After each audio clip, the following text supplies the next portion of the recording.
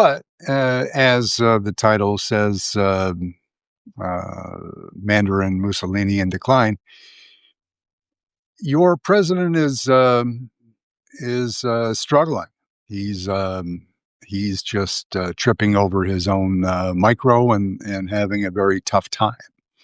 And we don't celebrate the physical decline of another human being, but for an administration that is so crude, harmful, and offensive, we do celebrate anything that hastens the decline of the administration. So we've been seeing and enjoying some examples of that. Most recently, with the crass and tasteless commentary about the defenseless people clinging to boats that get blown up, to the piggy comments about these attractive and intelligent female journalists that are being insulted regularly. And now this, along with the fire hose of information, the crassness and the insults are also part, ironically, of the Project 2025 playbook. Because what you're trying to do with more intelligent people employing psychological warfare is to keep people on their back feet, to keep them guessing, to overwhelm people, to overload their senses. That's part of the Project 2025 playbook. But I mean, we've all seen we've had a year of this now, and it's starting to really wear thin on the American people. It's starting to backfire in a lot of different ways, and I'm grateful for that, and for more people beginning to speak out a little bit. Not enough, certainly on the GOP side of the ledger. The mega faithful will hold on because I'm sure that they're saying to themselves that he wouldn't betray us. He wouldn't do this to us because we voted for him. We've been there for him. Much like Marjorie Taylor Greene, MTG, said as she announced her retirement, I voted with him and I supported him through thick and thin. And how was I rewarded for that? I'm insulted and threatened. So that's the mark of somebody that is declining, and it's not shocking with the constant barrage of Epstein-related notes and pictures and recordings soon to come, and the Democratic Party has been pushing out more of that, as much of it as yet unseen material from the Epstein estate, because what is in the possession of the Department of Justice and Pamela Joe Bondi has been scrubbed within an inch of its life. You can be absolutely certain of that. And while they can't eliminate mentions of the president, his name appearing in the files, they will have scrubbed it so thoroughly around the periphery that any implication of wrongdoing will be gone, and Trump and the DOJ will emphasize the names, Bill Clinton and Larry Summers and some of the other folks. Ehud Barak, who is one of the true villains of the, according to the testimony of the victims, won't get so much play because he's a long retired PM from Israel, and the focus of everybody's ire and towards Israel is basically Bibi Netanyahu. For those that have antipathy towards Israel for whatever reason, after the the deeply disturbing events in Sydney, with by the last count that I saw, up to 16 people who were killed, and the tremendous bravery of that man that attacked the shooter. I think we can maybe try to take some positive lessons here at the holidays and be forgiving of even bad intentioned leaders like Bibi, and even your illustrious president. But the wheels are coming off a little bit. Today, the story that I read first, after the very disappointing news that police in Providence had to release the the suspect in the Brown University shootings, um, kind of close to home, because someone who I love and very close to us is in that neighborhood, not on campus, but in that neighborhood, and it's an unsettling time. So I hope that the police are successful in apprehending that shooter quickly, but that the Trump administration, to add insult to the multiple fumbles regarding healthcare, which are rolling, ongoing, and heading into the end of the year, it doesn't seem like they have an answer, and they haven't for nearly 20 years. Republican Party hasn't made an effort to put together a reasonable alternative to either Obamacare or anything else, that they're fumbling this, and so that's going to be a disaster of their own making when their core constituents, many of whom live in red states and voted for Donald Trump, are so adversely impacted. On top of that, they're going to cut an additional 35,000 VA employees. So people get their medical treatment and counseling and so much of what helps us stay healthy, sane, and moving forward. People get from their through Medicare, Medicaid, their local clinics, many of which are closing right now in anticipation of the lost revenue from the GOP cuts, and those men and women who served our country so admirably. We made a solemn promise to take care of their health care going forward in exchange for putting their lives on the line for the country. Now they're going to lose their coverage and services through additional cuts. These are not the first cuts. That started under your boy Elon Musk and Doge 1.0. Doge is still very much working, or destroying or lighting things on fire. They're just it's less public facing because Elon isn't as present at the White House. But the corrosive effect of Doge is still ongoing. But here, essentially another own goal by the Trump administration, cutting 35,000 more people from the Veterans Administration, the VA, directly impacts the livelihood of veterans, not all of whom are Trump supporters, but it's safe to assume that the majority of those that avail themselves of the VA services are likely to be a little bit more on the conservative side of the ledger. And uh, that is not empirical fact. That is an assumption by somebody that's been on the rotating round, not flat Earth, for more than 6 decades, and that's just a safe assumption.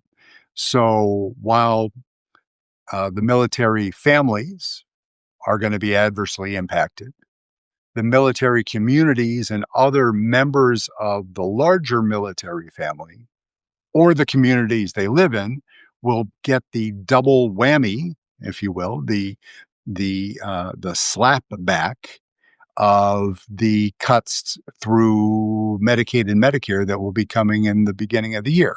The uh, the clinics that have to close, the increase in the fees that will cause people to drop their coverage and therefore go to the emergency room, less efficient care, much more costly to the Treasury of the United States because they have to reimburse hospitals for that care. It's part of the way that the world works. So the the Republicans in Congress that think that somehow this is all going to work out because people are for cruelty just because they want to see brown and black people um, further disadvantaged, further victimized, that this is going to hurt white MAGA voters disproportionately just by the rules of demographics. So that you have that to look forward to. Well, that's an own goal of pretty mammoth proportions that just kind of it's been coming, but it hasn't been in the press quite as much. The VA cuts. That's going to be there's a compounding effect to that. Uh, but one more own goal that really just was so disgraceful. And there are a lot of items that fall into the conduct unbecoming a president.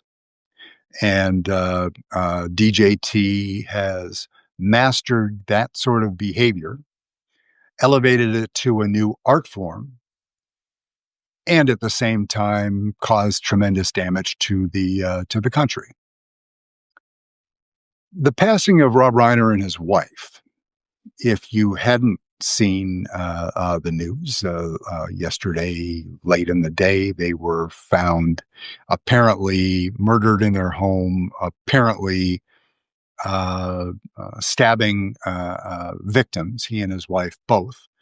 And your president, I won't read his truth, but he was essentially blaming Rob Reiner for his own murder because suggesting that Rob Reiner has Trump derangement syndrome, which TDS is there are perfect parallels to the overused term woke. It is something that the Trump cult clan uses as a kind of a call sign to signify a certain belief system that is contrary to the more liberal end of American politics. But when you hear somebody say or repeat or misuse the term woke, and it's essentially a dead term now, you're signaling yourself, holding yourself out as a member of that cult of people that are hoping against hope that these cuts that Trump is making or causing to happen that are going to adversely affect you and your family are just a fiction. Kind of like the reception he got at that recent rally when he said that, any consideration regarding cost of living is a hoax. It's not. Eggs prices fluctuate and they go up and down. Gas relatively reasonably priced right now, but due to his tariffs and his policies and the residual effect of not Joe Biden entirely, but the residual effect of COVID uh, that there's still inflation that's in the system that hasn't washed its way all the way out. So the way that he is helping inflation out of the system is by instituting tariffs and beginning battles with China that he can't win, that will cause that inflation to stay in the system for an extended period of time. Now, of course, Trump will running up in headlong into the midterms. He can just slash the tariffs and cause a bump in the market. But that's unpredictable. And also at this point, it's the if there was any mystery to his bad intentions, that mystery is gone. There are still true believers. I'm not saying that there aren't people that still buy into or are willing to be deceived because they're embarrassed, because they were hoodwinked, to use an old expression. They were fooled. They were played. They were played. Voters were played because he sold them a bill of goods that he knew he wasn't going to be able to write the check for. And it blew up in his face. And the people that are going to be paying the cost for that are, in addition to all of America, but certainly his core constituents are going to be paying for that perhaps for a decade to come. Because even as inflation corrects itself, which it will in a year or two or three, one underappreciated cost that will be with us for a decade, I would imagine, is the damage that's being done to the U.S. Governmental system, to the Justice Department, to all of the federal agencies, the Doge effect, and the excessive tax cuts will come home to roost. The national debt is exploding because of Trump. And what will happen is when cooler heads prevail and there is a rebalancing again, and more progressive voices take a more prominent role in our national government, then the cost of repairing all of the breakage, the Republicans will say, you see, the liberal press, Democrats, the Bidens, the whomevers blame Obama. He is black, so he is one of your main targets. You see, they're going to increase your taxes, and they can't help themselves but spend all this money that we don't have.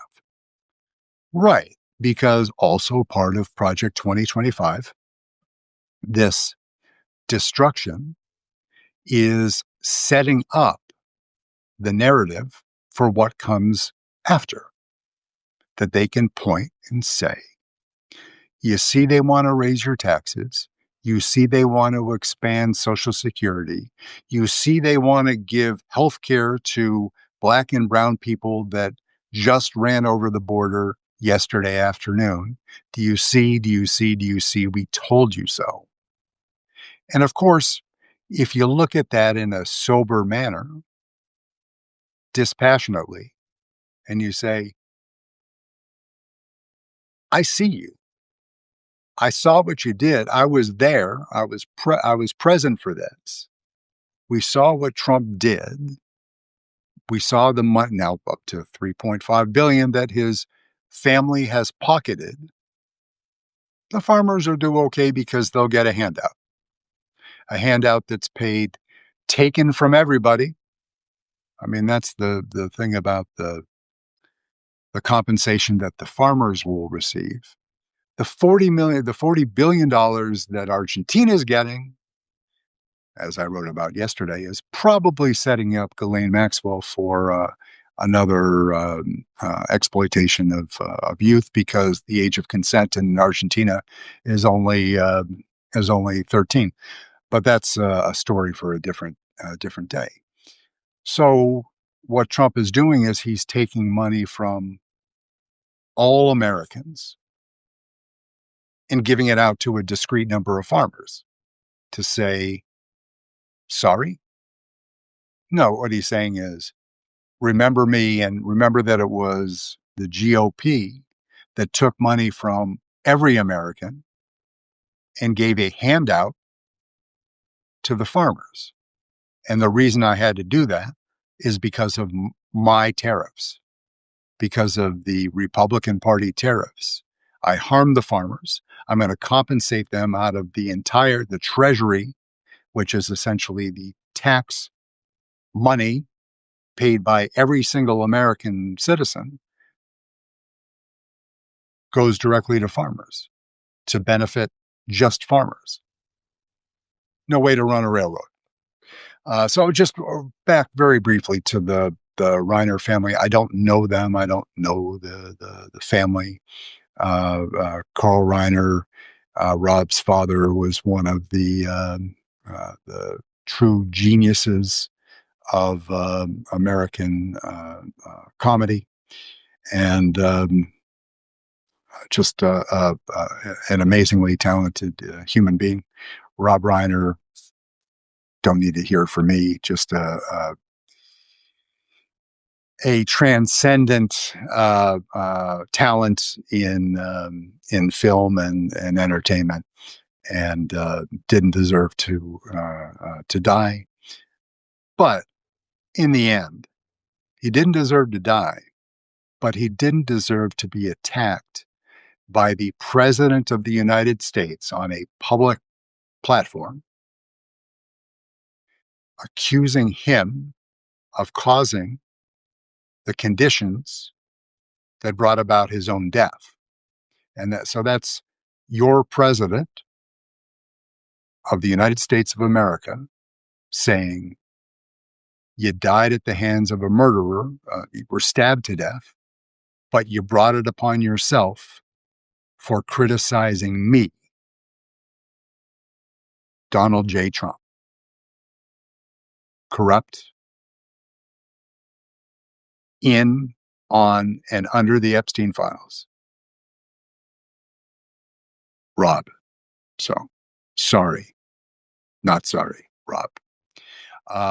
Absolutely reprehensible, but that will certainly, that just makes me angry. So it's a good time to say thank you to you all. And we'll have some more sometime tomorrow. Wishing you all and your families the best of health.